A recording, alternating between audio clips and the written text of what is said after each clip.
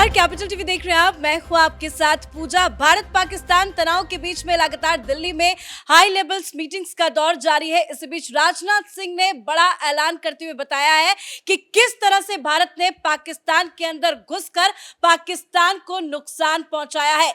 इसी बीच जियोपॉलिटिक्स भी U turn लेता हुए नजर आ रहा है, क्योंकि भारत पाकिस्तान तनाव के बीच में बड़े बड़े देशों की एंट्री हो चुकी है और मोदी पुतिन की दोस्ती का संदेश अब पाकिस्तान, चाइना, टर्की को दिया जाएगा। तो क्या रणनीति बन रही है, इस पे आपको तमाम अपडेट देंगे। मेरे साथ जुड़े हैं कैपिटल टीवी के editor in chief doctor Manish Kumar, executive editor Rajeev ji और हमारे सहयोगी अनुज शुक्ला जी। सर, सबसे पहला मेरा सवाल आपसे है, मोदी पुतिन की दोस्ती हर किसी को पता है, लेकिन इस युद्ध में क्या रणनीति रूस की तरफ से बनाई जा रही है, आगे क्या नजर आ रहा है? देखिए, जैसे ही कल ट्रंप साहब ने वो ट्वीट कर दिया कि हम चौधरी हैं, हमने जो है इन दोनों के बीच जो है सुलह करवा दी, एट दैट वेरी मोमेंट ये मसला जो दो देशों के बीच था, it became a global problem. Global problem क्यों? क्योंकि देखिए, पिछले कई दिनों से सोशल मीडिया पे जो झूठ प्रचार हो रहा था, इसमें अमेरिका वाले भी शामिल थे, चाइना वाले भी शामिल थे। ये जो अफवाह उड़ाई गई कि भाई राफाल जो है वो गिर रहा है, ये अमेरिका से चल रहा था कि राफाल खरीद के तुमने बहुत बड़ी गलती कर दी। उधर जेके 16-17 जो उनका चाइनीज ये है, उसको गिरने के ऊपर, उनके मिसाइल के गिरने के ऊपर चाइना वैसे ही नाराज था। और चाइना तो पहले से ही समर्थन दे रहा था पाकिस्तान को। पाकिस्तान की हैसियत नहीं, ये $4 बिलियन खत्म हो गया। वो चीन के कंधे पे बैठ के ही भारत से वो पंगा ले रहा है। अब एंट्री हो जाती है ट्रंप की। ट्रंप की एंट्री होने का मतलब ये है कि चाइना पाकिस्तान से नाराज हुआ कि भाई पैसे ले रहे हो हमसे और बातचीत जो है तुम कर रहे हो पीछे बैकडोर से अमेरिका से, और अमेरिका ने कहा कि भाई बैक ऑफ हो जाओ, तो तुम बैक ऑफ हो गए। और यही सबसे बड़ी वजह है कि वो जब तक चीजें सुलझती, सीज फायर के बाद जो पाकिस्तान की तरफ से ड्रोन उड़ाए गए, वो चाइनीज प्रेशर था। अब जब चाइना भी आ गया, अमेरिका भी आ गया, फ्रांस के रफाल के ऊपर सवाल खड़े होने लग गए, वहां प्रपंच चलने लग गया, तो पुतिन साहब क्यों बैठेंगे? पुतिन साहब का पुराना झगड़ा है। पुतिन साहब का पुराना झगड़ा ये है कि ये जो इनके पास जो गोलाबारी नहीं कर पा रहा है पाकिस्तान, वो करीब 1.5 लाख के आसपास वो जो गोले होते हैं 155 का, वो यूक्रेन को सप्लाई कर दिया। $364 मिलियन में उसने यूक्रेन को सप्लाई किया था 155 ये खबर जो कुछ दिन पहले लीक हुई, तो पुतिन साहब तो उसी दिन से पाकिस्तान को आड़े हाथे लिए हुए हैं कि अब जरा इसको ठोकाई करो ठीक से। ये जो है, ये चारों तरफ जो है इधर उधर की चीजें करता रहता है, ये हमारे दुश्मन यूक्रेन को माल सप्लाई कर रहा है और दुनिया भर में भीख मांग रहा है। तो ये एक संदेश रूस की तरफ से बिल्कुल साफ है कि पाकिस्तान को ठोकना जरूरी है। इस बीच तो ये भी सवाल उठ रहा है कि रशिया और यूक्रेन के बीच में युद्ध हुआ, तब भी तो डोनाल्ड ट्रंप आगे आके कह सकते थे कि नहीं भैया, आप लोग अपना मैटर सुलझा लीजिए। अभी चौधरी क्यों बन रहे? क्या क्रेडिट लेने की रणनीति रही होगी? देखिए, ट्रंप तो ऐसे हल्के फुल्के दिमाग वाले छिछोरे नेता हैं। वो रूस और यूक्रेन के युद्ध में भी बीच में आ ही गया और पहले भी आ रहा था। इसीलिए पूरे ग्लोबल तरीके से देखे, अलग अलग देशों में जो पॉलिटिक्स चलती है, इंटरनेशनल पॉलिटिक्स और देशों के इंटरनल पॉलिटिक्स, कई वैरायटी के अलग अलग तरीके के नेता हैं। और उसमें जैसे पुतिन हैं, बहुत कम बोलते, बहुत बाहर में बहुत कम एक्सपोज होते, और जो बात करते हैं वो ठोक पिटाकर करते हैं। इसीलिए भारत के साथ दोस्ती की बात है। अभी तक यूक्रेन और रसिया के बीच जो युद्ध हुआ, उसमें भारत की भूमिका पूरी दुनिया देख चुकी है।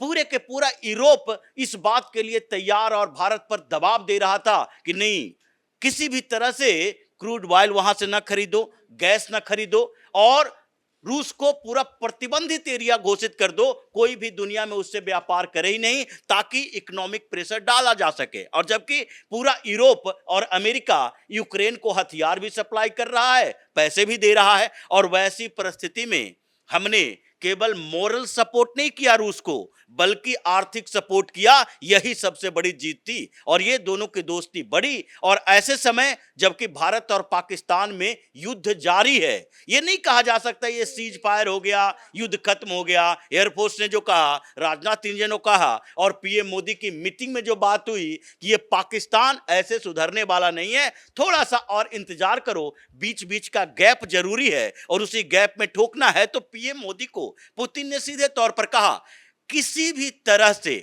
जो आपको करना है वो करो, पूरी तरह से रूस आपके साथ है। जैसी बात करोगे, जो हथियार चाहिए, जो सपोर्ट चाहिए, जो वीटो चाहिए, सिक्योरिटी काउंसिल में सबसे ज्यादा रूस ने वीटो का उपयोग किसके लिए किया? हिंदुस्तान के लिए, इसी कश्मीर के मसले पर। और ट्रंप अब बोल रहा है और उधर पाकिस्तान कर रहा है, कश्मीर के मसले पर बातचीत होगी। यानी कि फ्रांस से तो पहले ही हमने जो राफेल की डील की और दोबारा इस समय राफेल एम की डील की, वो तो ऐसे ही एहसानों में दबा हुआ है, आगे भी सप्लाई होता रहेगा। इन लोगों का सबसे बड़ा कारोबार ही हथियारों का है। तो अभी जो ग्लोबल पॉलिटिक्स चेंज हुई है, यूएन से लेकर यूएन सिक्योरिटी काउंसिल तक और फिर ग्राउंड में हर जगह भारत ने अपने कुछ मित्रों को ऐसा बनाया है जो कि दोगला अमेरिका की तरह नहीं है, पूरी तरह सपोर्ट में है। और यही वजह है, पुतिन ने कह दिया अब तो घुसकर मारो, राजनाथ सिंह ने कह दिया हमने घुसकर मारा और आगे भी मारते रहेंगे। मतलब ग्लोबल पॉलिटिक्स में एक नई लड़ाई अब नजर आ रही है सर। जिस तरह से क्रेडिट ली ट्रंप ने, और उधर कल चाइना की कोई तारीफ नहीं हुई। अब कल जिस तरह से शहबाज शरीफ कैमरे के सामने आते हैं, बार बार चाइना का धन्यवाद करते हैं, क्या वो इस सिचुएशंस को नॉर्मल करने की कोशिश कर रहे हैं? वो नॉर्मल करने की कोशिश कर रहे हैं, लेकिन सिचुएशन नॉर्मल नहीं होगी। इसमें दो तीन चार चीजें देखिए। ग्लोबल पॉलिटिक्स में या जियो पॉलिटिक्स में नए बड़े गेम प्लेयर खड़े हो रहे हैं। जो हथियारों का कारोबार रहा है, जो उस पर कुछ वाइट कॉलर दो तीन चार देश रहे हैं, उनका दबदबा रहा है, वो खत्म होने जा रहा है। एक और चीज हुई है, पूरी दुनिया को इस चीज को देखना चाहिए कि मिडिल ईस्ट और अरब का जियो पॉलिटिक्स में जो वैल्यू रहता था, जो महत्व रहता था भारत पाकिस्तान के कॉन्फ्लिक्ट में, वो चीज ध्वस्त हो गया है। सऊदी अरब ने बहुत सारी कोशिशें की, MBS ने कोशिशें की। 1 घंटे बाद जब इंडिया ने अटैक शुरू किया पाकिस्तान के ऊपर, जवाब देना उसको शुरू किया, तो सऊदी अरब का एक एनवॉय आता है, लेकिन भारत उसको एंटरटेन नहीं करता है। कतर का एनवॉय आता है, भारत उसको एंटरटेन नहीं करता है। ईरान का एनवॉय आता है, पाकिस्तान जाता है, फिर मैसेज लेकर के भारत में आता है, उसको इंडिया एंटरटेन नहीं करता है। और ये 3-4 देश ऐसे हैं जो पूरे मिडिल ईस्ट और अरब की पॉलिटिक्स का सिरा तय करते हैं, और उससे पूरी दुनिया की राजनीति का सिरा तय होता है। तो यहाँ पर देखने वाली बात यह है कि भारत ने उस चीज को खत्म कर दिया। और जैसा डॉक्टर मनीष सर कह रहे थे, टर्की, अब टर्की की प्रॉब्लम क्या है? टर्की के आसपास नए आर्म्स डील में, आर्म्स मार्केट में भारत एक नया प्लेयर है। अब आप देखिए, टर्की के आसपास हमने वो ग्रीस हो, साइप्रस हो और जो दूसरे तमाम देश हैं, उसके आसपास हमने अपने हथियार बेचे हैं। कैसे हथियार बेचे? हमने ब्रह्मोस बेचा है, हमने आकाश बेचा है, हमने पिनाक दिया, और बहुत सारी डिमांड्स, इस तरह की डिमांड्स पूरी दुनिया से आ रही हैं। तो ये जो फाइट हुई, ये जो कॉन्फ्लिक्ट हुआ, उसमें टर्की को बहुत तगड़ा नुकसान हो रहा है। और जहां तक बात यूक्रेन की कर रहे हैं, अब आप देखिए कि यूक्रेन और रसिया के वॉर में अमेरिका ने बारूद दिया था उसको, टर्की ने ड्रोन बेचे थे उसको, यूक्रेन को। और अगर आपको याद होगी, और दर्शकों को भी शायद ये खबर याद होगी, कि टर्की का जो ड्रोन जिस फैक्ट्री में बनता है, उस फैक्ट्री पर एक मेजर अटैक हुआ था।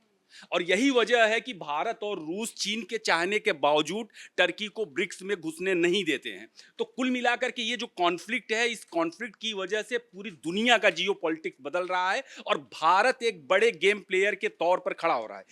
अब जिस तरह से अमेरिका और यूरोप के बीच में कॉन्फ्लिक्ट है, फ्रांस के बीच में कॉन्फ्लिक्ट है, ब्रिटेन के साथ अमेरिका का जो कॉन्फ्लिक्ट है, ट्रम्प का आपने देखा होगा कि इधर तमाम देशों के मसले पर जिस तरह से कॉन्फ्लिक्ट बढ़ा है, उसमें वे लोग भारत के साथ खड़े होंगे। तो भारत के हाथ में पहले भी दोनों हाथ में लड्डू था, और अब भी दोनों हाथ में लड्डू है, और भारत निश्चित ही एक बड़ी ताकत बनकर के उभरेगा। और लोगों को चुभ भी रहा है, अमेरिका को भी ये चुभ रहा है कि अभी कुछ दिन पहले ही भारत चौथी बड़ी अर्थव्यवस्था बन गया है। तो किसी न किसी तरीके सोच रहे हैं, तो इसमें रूस की भूमिका बढ़ जाती है, रूस के साथ भारत की भूमिका बढ़ जाती है, यूरोप के साथ भारत की भूमिका बढ़ जाती है, और बहुत सारी नई नई चीजें देखने को मिल सकती है। मतलब रशिया का जो अब भूमिका होगा वो बहुत इंपॉर्टेंट होगा। क्या लग रहा है आने वाले दिनों में एक नया यूटर्न देखा जाएगा? देखिए, इस डिस्कशन को थोड़ा इस तरह से भी समझिए कि ये it is all about America. आज अमेरिका इसलिए है क्योंकि वो दुनिया भर को हथियार बेचता है।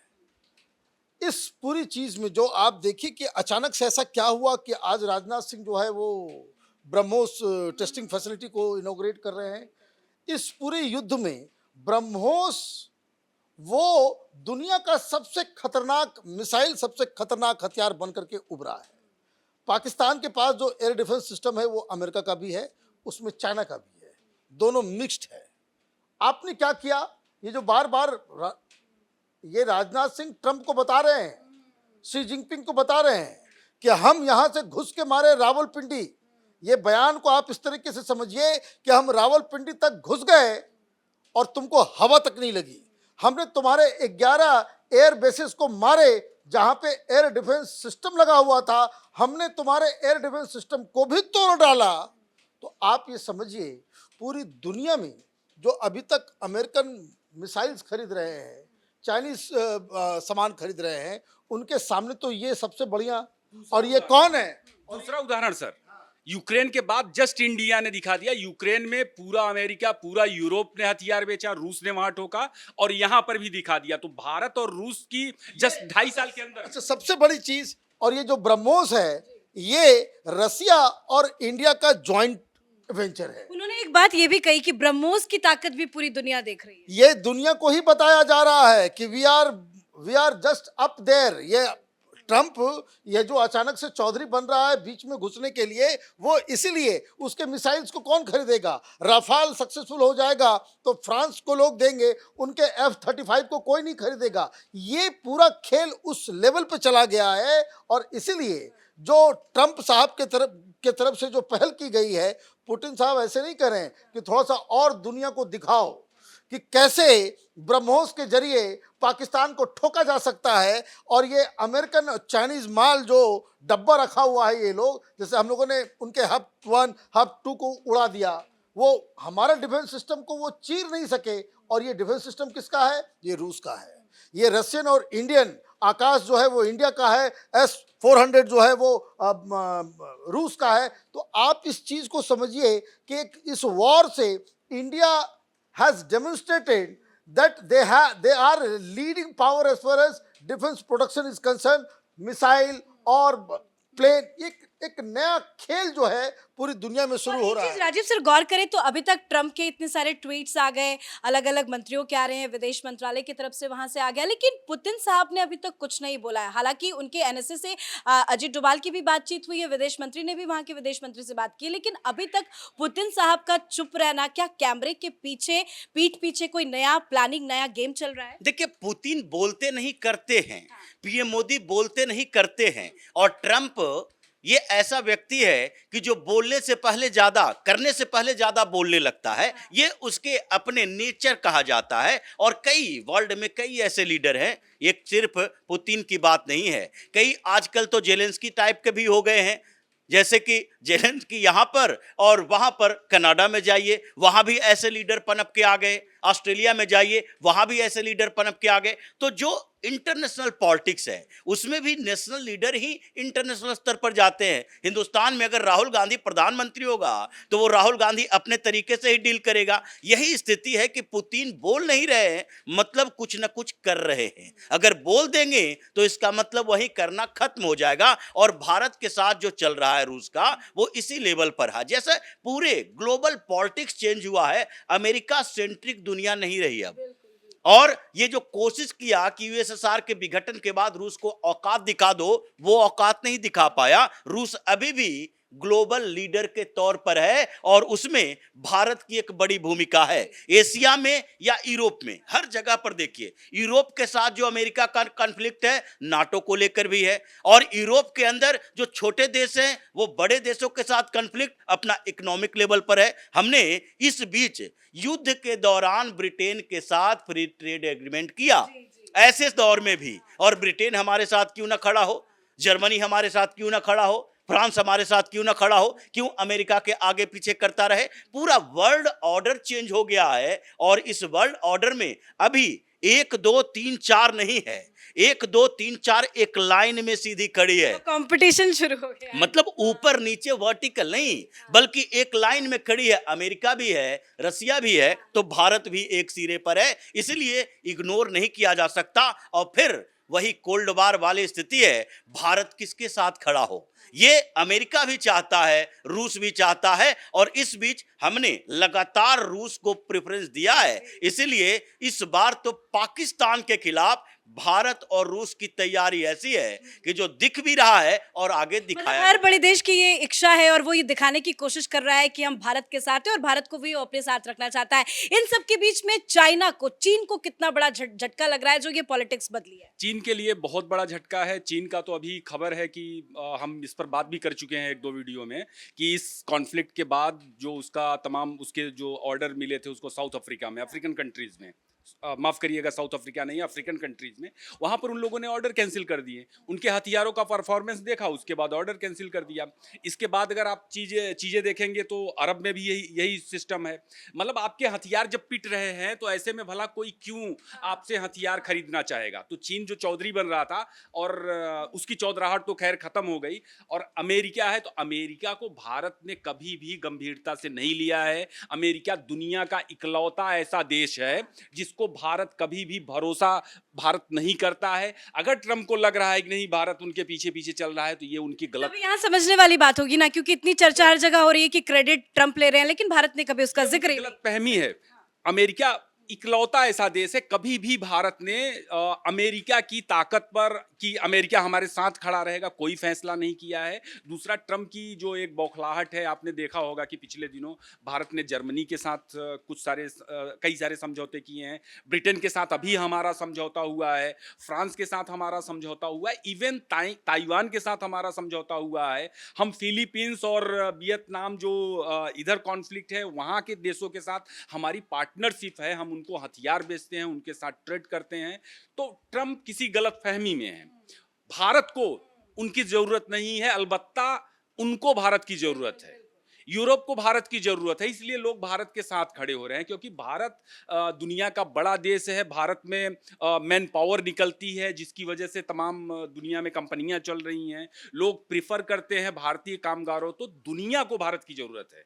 अगर ये लोग सोचे कि भारत को दुनिया की जरूरत है, तो वहां पर थोड़ा सा मामला मतलब वो बड़बोलापन आप कह लीजिए। बहुत बहुत धन्यवाद आप सभी का जुड़ने के लिए, समझाने के लिए। तो कहीं ना कहीं कह सकते हैं कि भारत और पाकिस्तान के बीच में जो युद्ध की शुरुआत हुई, उससे ग्लोबल पॉलिटिक्स में भी काफी ज्यादा असर देखा जा रहा है। और डोनाल्ड ट्रंप जो बार बार ये कोशिश कर रहे हैं दिखाने की, मैसेज देने की कोशिश कर रहे हैं, क्रेडिट लेने की कोशिश कर रहे हैं, उनकी क्रेडिट को तो भारत तवज्जो दे ही नहीं रहा है। लेकिन इस लड़ाई के बीच में फ्रांस ने भी जिस तरह से एंट्री ली है, वो भी दुश्मन देशों के लिए एक बहुत बड़ा झटका है। हमारे साथ इतना ही। देखते रहिए कैपिटल टीवी। नमस्कार।